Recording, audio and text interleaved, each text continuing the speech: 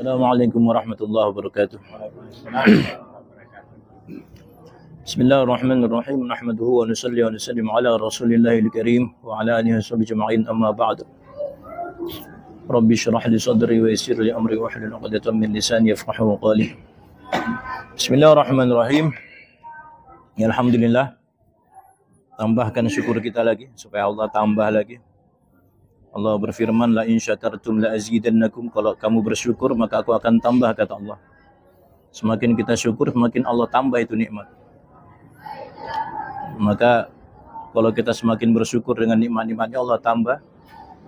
Dan ini kita dudukan nikmat untuk duduk lagi di majelis ini. Semoga Allah tambah lagi nikmat itu. Bismillah, ini sebagaimana yang telah kita sampaikan kemarin, kitab Bulughul Maram ini disusun oleh Syekh Ibnu Hajar Al-Asqalani, salah satu muhaddits atau ulama ahli hadis yang bermadhab Syafi'i. Beliau bermadhab Syafi'i dan juga beliau menyusun kitab tentang fikih. Jadi di samping ahli hadis, beliau juga ahli dalam fikih. Bulughul Maram ini. Jadi kita langsung saja masuk ke dalam babnya. Bismillahirrahmanirrahim. Kitabut Thaharati, bab yang pertama yang kita mau pelajari, bab Thaharah. Thaharah itu bersuci. Baik bersuci dari hadas kecil maupun bersuci dari hadas besar. Bersuci itu termasuk di dalamnya berwudu. Berwudu, kemudian mandi. Mandi wajib. Kalau orang bilang mandi wajib. Itu diantaranya Thaharah. Dan membersihkan najis juga termasuk. Bismillahirrahmanirrahim. Babul miyah. Bab yang pertama kita pelajari mengenai air. Bab tentang air. Bismillahirrahmanirrahim. An Abi Hurairah radhiyallahu anhu qala Rasulullah sallallahu alaihi wasallam fil bahr. Dari Sayyidina Abu Hurairah, Rasulullah sallallahu alaihi wasallam beliau bersabda mengenai air laut. Beliau bersabda apa? Huwa tahuru ma'uhu wal hillu maitatuhu. Air laut ini adalah suci airnya dan halal semua hewan-hewan yang hidup di dalamnya. Jadi ini hadis panjangnya. Ada dua orang yang bertanya kepada Rasulullah, ya Rasulullah, kami ini sedang melintasi laut, naik perahu. Kemudian kami membawa air untuk minum. Ketika kami mau sholat, ini air yang kita mau pakai ini akan habis kalau dipakai air wudhu. Maka kalau tidak kita pakai air, kita tidak wudhu. Tapi kalau kita mau pakai air minum kami habis. Begitu kurang lebihnya. Maka beliau bertanya, ya Rasulullah, bolehkah kami berwudhu pakai air laut? Maka Rasulullah jawabnya, air laut itu suci airnya dan apa-apa yang hidup di dalamnya halal. Jadi air laut itu boleh wudu pakai air laut, termasuk air yang suci. Jadi nanti klasifikasinya air itu ada yang pertama suci dan mensucikan. Yang kedua ada air yang suci tapi tidak mensucikan. Yang pertama tadi apa? Air yang suci yang bisa mensucikan atau bisa dipakai untuk bersuci. Bisa dipakai wudu, mandi dan lain sebagainya. Yang kedua, ada air yang suci tapi tidak bisa dipakai untuk bersuci. Tidak bisa dipakai wudu dan lain sebagainya. Dan yang ketiga, air yang mutanajis. Air yang terkena najis. Ini yang kalau kena baju, kena celana semua jadi ikut najis. Dan harus dibersihkan. Bisa dipahami Bapak-bapak ya? Nah. Jadi air laut itu termasuk air yang suci, boleh dipakai berwudu. Boleh dipakai mandi juga. Jadi umpama hadas besar di tengah laut, bisa berenang itu loncat langsung turun, niat mandi wajib lillahi ta'ala, turun, bangun-bangun, sudah suci. Kemudian tercelup semua. Begitu juga wudu. Tidak sudah habis air, masih ada sisa, tapi air untuk minum saja, maka yang dipakai air laut. Dan itu suci. Sah wudunya. Lah kemudian di sini wal hillu mayyitatuhu. Halal semua hewan-hewan yang ada di dalamnya. Hanya saja di sini memang ulama berbeda pendapat. Kalau mazhab kita Syafi'i, semua pokoknya yang di laut halal. Ternyata kalau kemarin saya baca itu di Fathul Bari, bahkan ular yang ada di laut itu, ular laut halal. Selama itu hewan yang ada di laut tidak hidup di dua alam. Itu intinya. Maka itu semuanya dihitung Sayyidul Bahar kalau dalam Al-Quran. Buruan laut atau hewan-hewan ada di laut. Bisa dipahami. Jadi semua yang ada di laut. Nah, hanya saja memang ada ulama berpendapat yang ada di laut itu yang ikan saja, sama hewan-hewan yang ada di laut yang mirip dengan yang ada di darat. Jadi kalau ada sapi laut, ada kambing laut, nah itu yang halal. Kalau anjing laut, sebagian ulama mengatakan haram. Singa laut haram karena di darat juga haram. Tetapi mayoritasnya ulama mazhab Syafi'i mengatakan pokoknya semua halal. Ular-ularnya, bahkan ular-ularnya juga ikut halal. Jadi ya semua yang ada di laut. Dan makanya kalau mazhab sebagaimana kemarin disampaikan, kalau dalam mazhab Hanafi itu kepiting, cumi-cumi itu sudah tidak boleh. Hanya yang berbentuk ikan. Imam Syirazi kalau mazhab Syafi'i mengatakan itu tadi. Tidak semua halal. Kalau yang halal di darat, berarti halal yang di laut juga bisa halal tuh, anjing laut, singa laut. Tapi keumumannya itu ayat itu mengatakan buruan-buruan yang ada di Sayyidul Bahar, ayat Al-Quran itu, buruan-buruan yang ada di laut halal untuk kalian. Maka Imam Syafi'i mengatakan semuanya, mau singanya, mau apanya, mau dan lain-lain sebagainya, selama tidak hidup di dua alam. Ini kuncinya. Jadi kalau dia meskipun di laut tapi hidup di dua alam, ini tidak boleh, haram hukumnya. Ya. Itu biawak. Kalau biawak tidak boleh. Buaya juga termasuk yang tidak boleh dalam mazhab Syafi'i. Kemudian apa lagi? Kodok jelas. Kodok jelas haram. Apa lagi? Ada yang mau ditanyakan mungkin tentang binatang-binatang sebelum melangkah ke hadis selanjutnya? Bismillahirrahmanirrahim.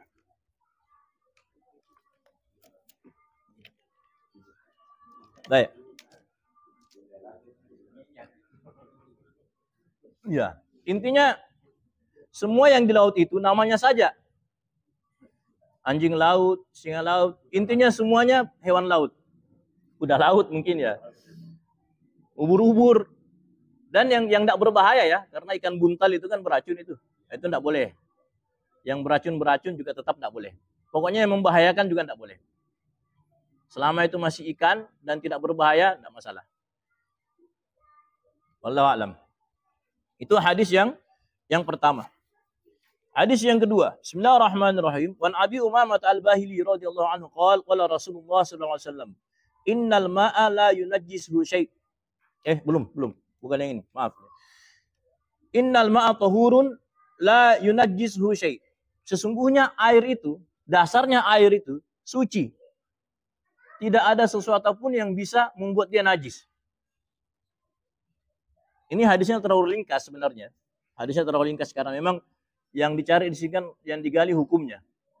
Makanya air itu asalnya memang najis, asalnya suci, tidak ada pun yang bisa menajiskan. Maka dari sini para ulama itu berbeda pendapat mengenai air ini. Cuman ini kita sedikit bahas dulu hadisnya. Waktu itu Rasulullah SAW itu wudhu di namanya sumur Buto'ah. Sekarang sumurnya sudah tidak ada. Itu dekat Masjid Nabawi ada namanya sumur Buto'ah.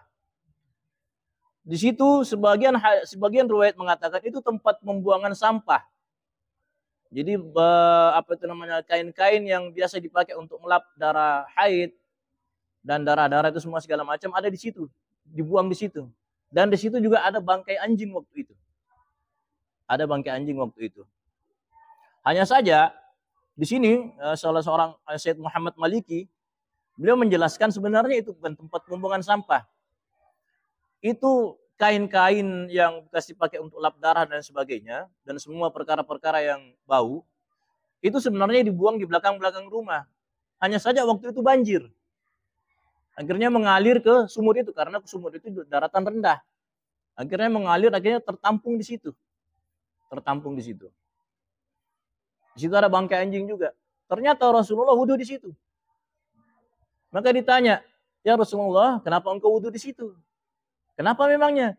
Di situ banyak sekali terdapat sampah-sampah bekas darah haid dan juga ada bangkai anjing di situ. Rasulullah menjawab ini, innal ma'a tahurun la yunajjisu syai'. Airnya itu suci dan tidak ada sesuatu pun yang menajiskan dia. Air tadi itu. Nah, Imam Syafi'i meneliti ini sumur. Ternyata sumurnya besar, Pak. Sumurnya besar. Airnya volumenya banyak. Bahkan Imam Hakim yang jauh setelah Imam Syafi'i pernah meneliti ke sana lagi. Beliau juga mengatakan, ya memang sumurnya besar. Nah, oleh karena itu di hadis selanjutnya, qala Rasulullah SAW, innal ma'ala yunajjisu syai'. Air itu suci dan tidak satu pun yang bisa membuat dia menjadi najis illa ma ghalaba ala rihihi aw ta'mihi aw launihi. Kecuali airnya tadi itu berubah. Salah satu apakah rasanya, ataukah warnanya, ataukah baunya. Kalau salah satunya sudah berubah, berarti artinya jadi najis semua.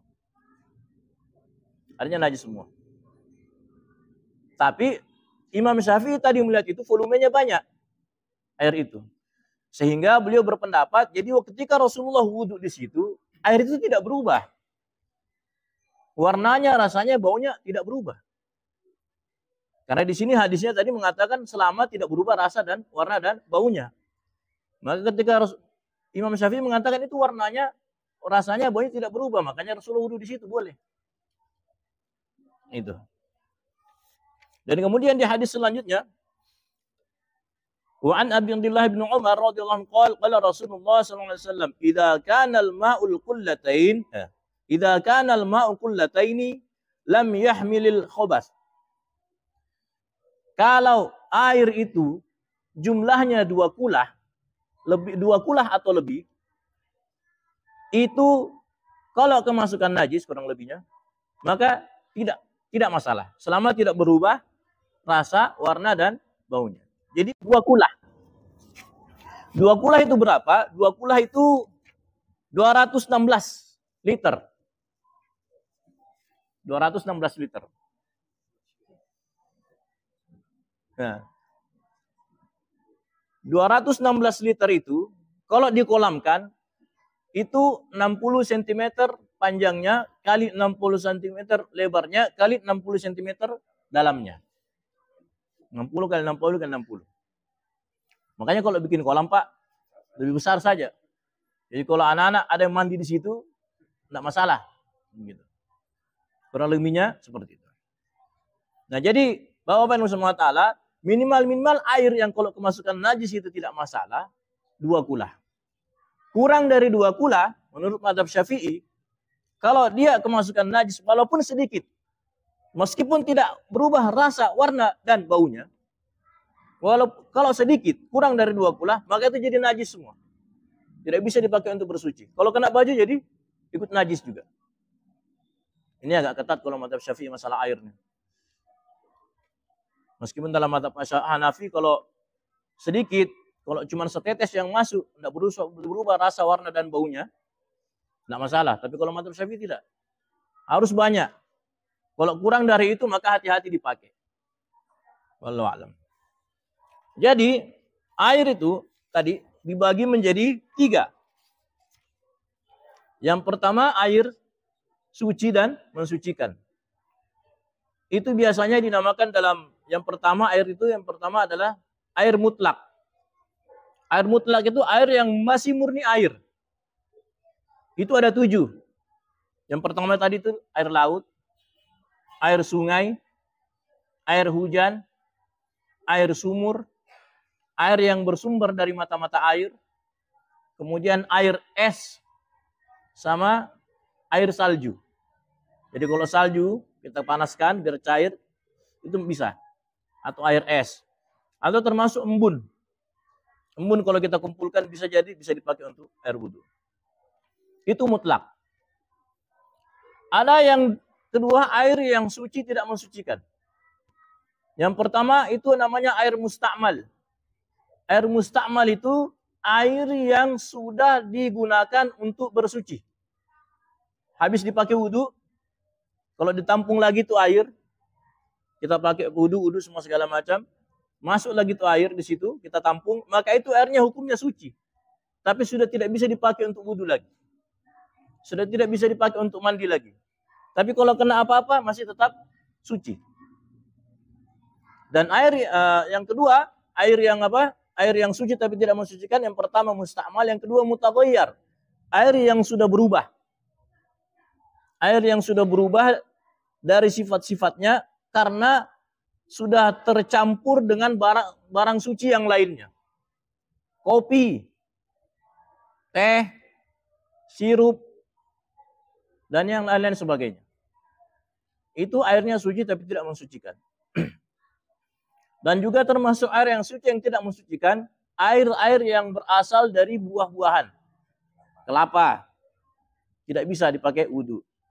Tebu, kan kalau diperas keluar airnya, tidak bisa dipakai wudhu. Itu air yang suci tapi tidak mensucikan. Dan terakhir adalah air yang mutanajis. Air mutanajis itu apa? Air yang najis. Air yang najis, air yang kurang dari 2 kula dan kemasukan najis. Nah itu jadi najis semua itu. Wallahu a'lam. Sampai di sini ada yang mau ditanyakan Bapak? Itu kesimpulannya. Ini hadisnya banyak. Kalau kita baca satu-satu ya. Tapi dari kesimpulannya itu tuh. Mari silakan Pak yang mau bertanya.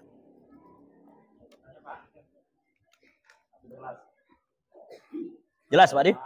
Iya. Bismillahirrahmanirrahim. Assalamualaikum warahmatullahi wabarakatuh. Waalaikumsalam warahmatullahi wabarakatuh. Sehubungan dengan air yang disebut tadi yang 7 macam air sungai termasuk Iya. mutlak ya. Bisa diapakan? Bagaimana kalau agak keruh airnya? Iya. Agak keruh. Keruh? Ya. Tidak masalah. Tidak masalah. Iya. Air-air seperti sungai-sungai di Kalimantan itu tidak masalah. Oh begitu, Pak. Tidak masalah. Itu saja. Termasuk. Iya. Bisa dipakai. Menarik itu yang 6x6. Iya. Ya. Jadi di Masjid Sayyidina Hamzah di Malaysia, Iya. itu kan dengan peralatan yang serba canggih, kerannya juga canggih. Tapi ada kolam yang memang seperti itu. Iya. Yang Besar. malah lebih daripada itu. Itu Iya. saya heran itu waktu. Kenapa dengan peralatan modern, masjid modern ini masih memakai itu, rupanya itu anunya selesai itu. Iya. Jadi iya, dia memakai timba. Masih kolam dia pakai. Dan itu kita tidak temukan lagi di Makassar. Jadi di sana tuh masih ada, rupanya itu. Saya juga jadi heran. Iya. Kenapa dengan peralatan modern masjid masih pakai itu, rupanya itu dasarnya. Ya memang ini dasarnya. Itu kasih ya. Kalau di pondok-pondok pesantren di Jawa ini masih pakai. Ya, masih pakai. Hanya saja kan memang agak rawan. Rawan dari apa ya? Rawan dari tertularnya penyakit. Jadi ketika corona waktu itu dikosongkan kolam, semua pakai air mengalir. Semua pakai air mengalir. Tapi jadi intinya kalau kolamnya sudah besar, nah itu tidak masalah. Air itu dia berubah dengan sendirinya di kolam itu. Mungkin jadi menghijau karena apa, itu juga tidak masalah. Karena lumut atau karena apa, tidak masalah. Kecuali kalau dia kebajatuhan barang najis, atau mungkin ada hewan mati di dalam.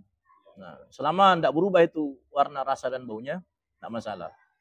Cukup diangkat hewannya, dikeluarkan, kemudian air-air yang bau kalau masih ada, ditimba keluar. Sudah, kembali lagi seperti biasa. Itu kalau air yang banyak. Wallahu a'lam. Tapi ya hanya saja itu tadi. Kalau ini biasanya kulah-kulah ini tidak dipakai di daerah India sekitar itu. Memang harus air mengalir dia. Dan memang irit mereka itu, irit air. Kalau sekarang ya wallahu a'lam ya. Dan memang itu tadi susah air. Cuman kalau kita ini ya memang airnya luar biasa banyaknya kita di sini. Apalagi dekat dari laut. Ya. Itu termasuk air mustakmal ya. Air mustakmal. Jadi kalau air yang kurang dari 2 kula itu, kemasukan air mustakmal, itu jadi mustakmal hasilnya itu. Semua itu. Hanya saja ukuran yang masuk itu berapa. Kalau percikan tidak masalah. Karena memang pemahamannya yang dulu-dulu itu meskipun sedikit, tapi ini tidak masalah. Percikan tidak masalah. Selama air itu tidak banyak masuk. Dan kira-kira kalau misalnya, umpama itu air kurang dari 2 kula, kira-kira kalau itu air mustakmal dikasih warna biru umpamanya, dan masuk di situ, berubah warna enggak itu? Berubah warna enggak? Enggak. Karena cuma tetes-tetes. Kecuali kalau memang banyak di situ yang masuk, itu baru dia ikut mustakmal. Tapi kalau hanya percikan, jangan ragu Pak, jangan ragu. Assalamualaikum warahmatullahi wabarakatuh. Waalaikumsalam. Tadi Ustaz bahas masalah binatang apa saja yang di laut itu halal dimakan. Iya. Nah, apa yang membedakan itu binatang darat yang kalau tidak disembelih dia tidak bicara bismillah itu haram hukumnya. Iya. Termasuk bangkai, dianggap sebagai bangkai. Iya. Kenapa ikan bisa dimakan walaupun tidak bismillah mati di laut bisa dimakan? Iya. Itu perbedaannya. Apa yang menyebabkan perbedaan itu, Ustaz? Assalamualaikum warahmatullahi wabarakatuh. Waalaikumsalam. Perbedaannya di nas. Perbedaannya di hadis. Di hadis. Kalau hadisnya memang mengatakan yang di laut halal. Kalau yang di darat harus disembelih. Perintahnya begitu, Pak. Itu yang membedakan. Ini apa? Hikmah ilmiahnya atau secara nasnya? Kalau hikmah ilmiahnya saya tidak tahu. Tapi yang jelas itu yang membedakan memang perintahnya begitu. Jadi kan intinya segala sesuatu itu hukumnya boleh sebelum ada perkara yang melarang. Itu hukum fikih begitu tuh. Segala sesuatu aslinya hukum boleh. Jadi ketika ada orang melarang, kita tanya, kenapa dilarang? Jadi kalau boleh, itu tidak boleh ditanya, kenapa bisa boleh? Begitu dia hukumnya, Pak. Tapi kalau ketika perkara itu boleh, kemudian ada yang melarang, itu baru ditanya, apa yang melarang? Begitu dia ketentuannya. Tapi kalau perkara-perkara yang jelas sudah boleh, ya tidak masalah. Kecuali ada hukum yang mengharamkan. Dan ini, ikan ini, bangkai kan umumnya itu haram. Tapi ternyata di Al-Quran, saydul bahar. Di Al-Quran ini, uhilla lakum saydul bahar. Buruan-buruan, binatang buruan yang ada di laut, halal. Termasuk hadis ini juga tadi. La yunasya, dan air itu apa? Suci airnya. Dan hewan-hewan yang hidup di dalamnya, halal kata Rasulullah. Itu yang membuatnya jadi. Adapun alasannya kenapa, hikmahnya saya belum tahu. Karena memang segala perintah itu ada hikmahnya di dalam. Biasanya. Wallahu a'lam. Ada yang bertanyakan lagi? Jelas Pak Di? Jelas? Jelas, oh iya. Karena banyaknya itu air laut. Saja steril dia.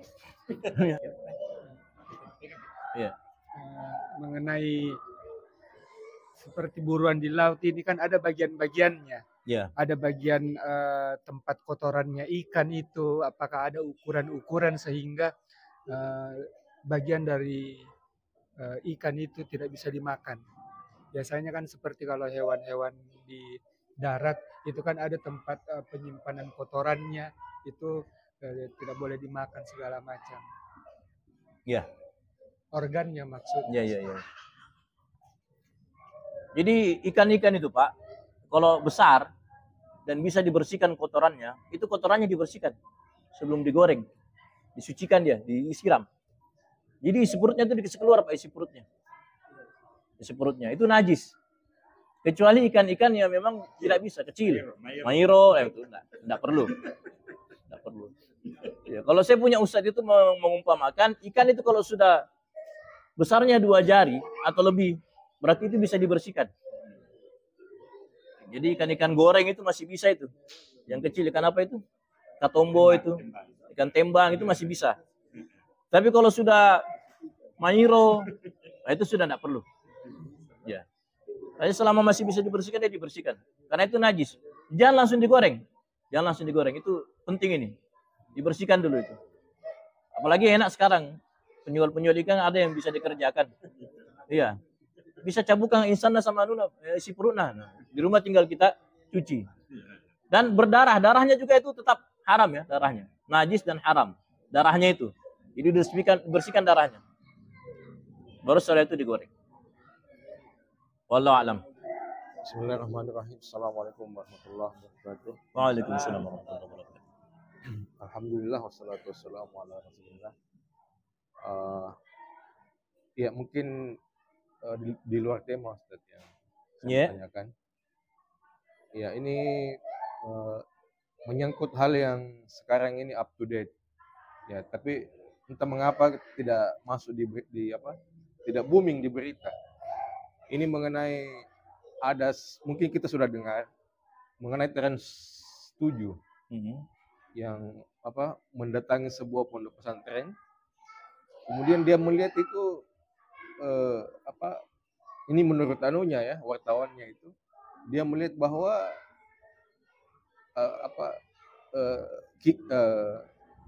kiainya itu diperlakukan secara berlebihan. Jadi anak-anak itu disuruh jongkok, kemudian merangkak, kemudian bagaimana di depan kiainya. Kemudian ya ini juga ya bias kalau saya ya, ini memang yang salah Trans TV karena dia tidak tabayun. Apa itu kan? Kenapa bisa seperti itu? Jadi ada semacam ritual-ritual di pesantren yang dia mungkin tidak sependapat dengan dia kemudian expose. Bahkan dia bilang ini kebiasaan zaman feodal ini.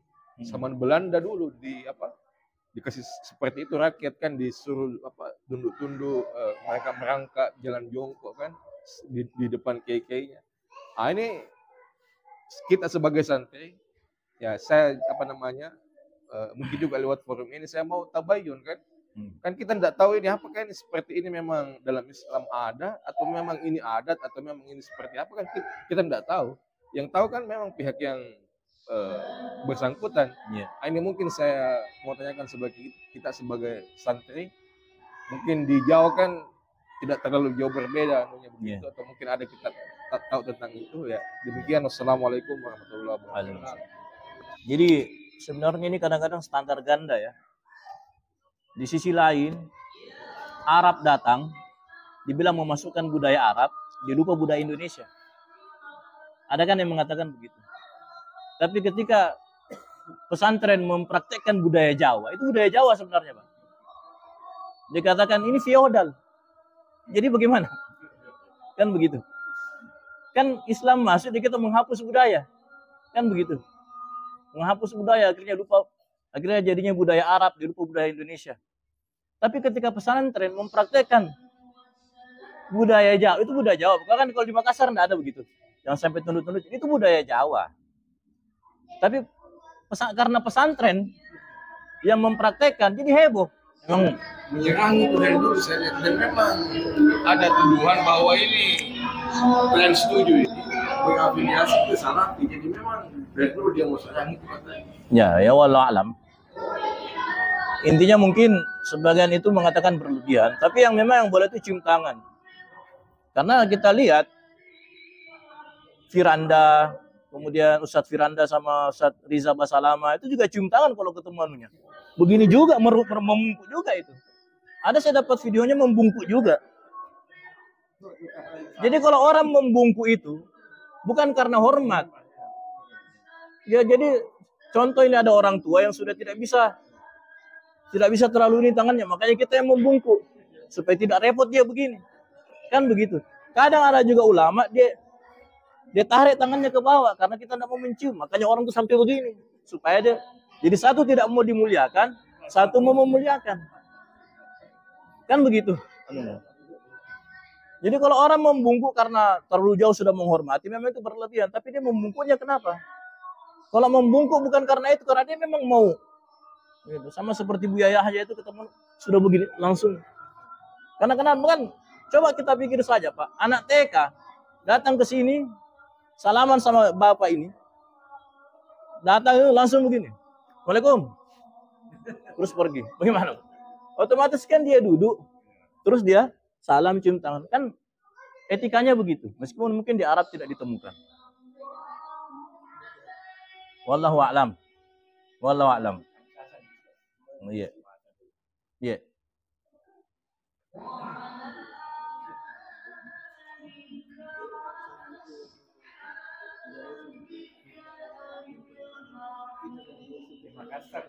Ya, bismillahirrahmanirrahim.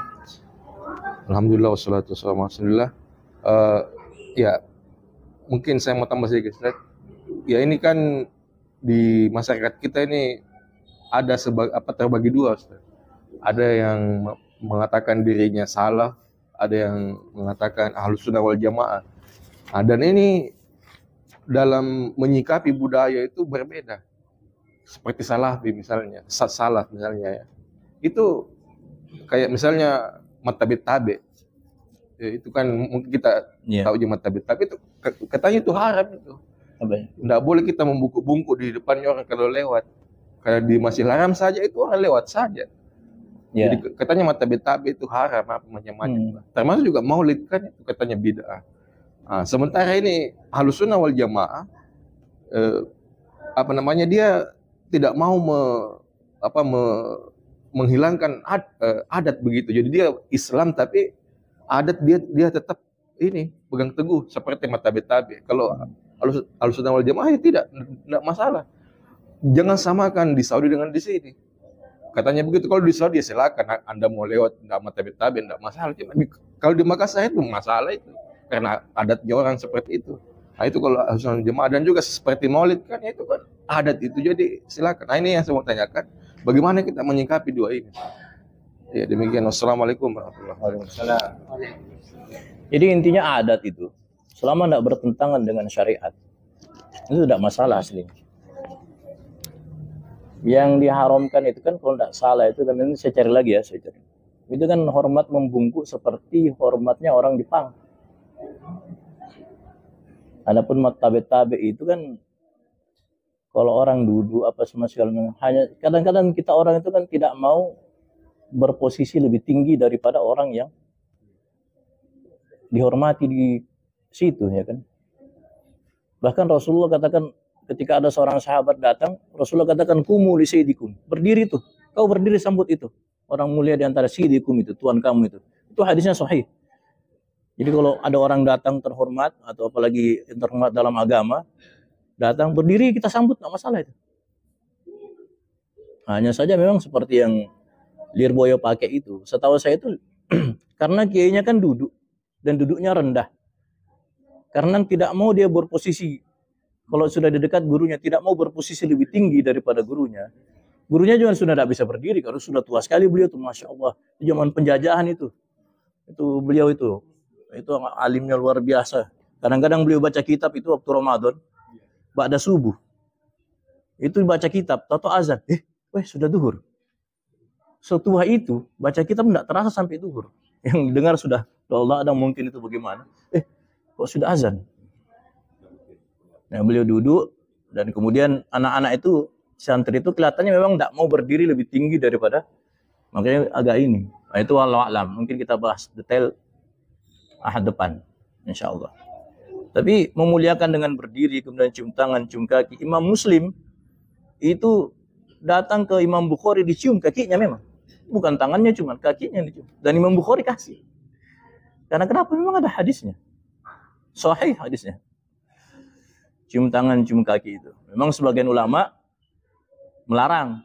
Karena wallahu a'lam mungkin ada hadis termasuk ulama-ulama yang dia Pakistan tidak mau sekali, marah dicium tangannya. Kami datang ke sana waktu itu ketemu sama salah seorang orang yang mengajarkan hadis Bukhari sudah 40 tahun, sudah tua sekali. Beliau duduk, ya karena kita biasa di Jawa, jadi kita agak tunduk sedikit karena beliau sudah duduk. Marah, jangan begitu. Salaman kita kan, kita salaman, jangan cium tangan. Saya kebetulan waktu itu ada yang lulusan Hadramaut Yaman, ya Syekh, ini hadisnya cium tangan. Apa hadisnya cium tangan? Sudah, nggak usah berdebat di sini, beliau katakan. Kita tukar juga, jangan berdebat. Masalah ini orang ngajar hadis 40 tahun. Kan begitu. Beliau punya hadis sendiri gitu kan. Wallahu a'lam. Saya ketemu itu, Syekh siapa namanya saya lupa. Saya ketemu sama cucunya Syekh Ilyas yang baru-baru meninggal juga. Maulana Zakaria. Menantunya Maulana Zakaria. Saya ketemu juga waktu itu. Sudah sepuh, sudah duduk di kursi, cuman tinggal hanya kitab saya di depannya, kitab makan. Gitu, kalau ulama-ulama India itu kalau yang ahli hadis itu ngeri-ngeri, Pak. Usianya panjang-panjang, kemudian sepuh-sepuh, tapi kalau sudah tua-tua, kalau sudah baca kitab, dia lupa semuanya. Kalau di India itu ulama-ulama yang ngajar hadis saya ketemu memang luar biasa. Wallahu a'lam. Kita tutup Pak ya. Kita bahas di Subhanallah bihamdihi subhanakallahumma wa bihamdika asyhadu an la ilaha illa anta astaghfiruka wa atubu ilaik. Assalamualaikum warahmatullahi wabarakatuh.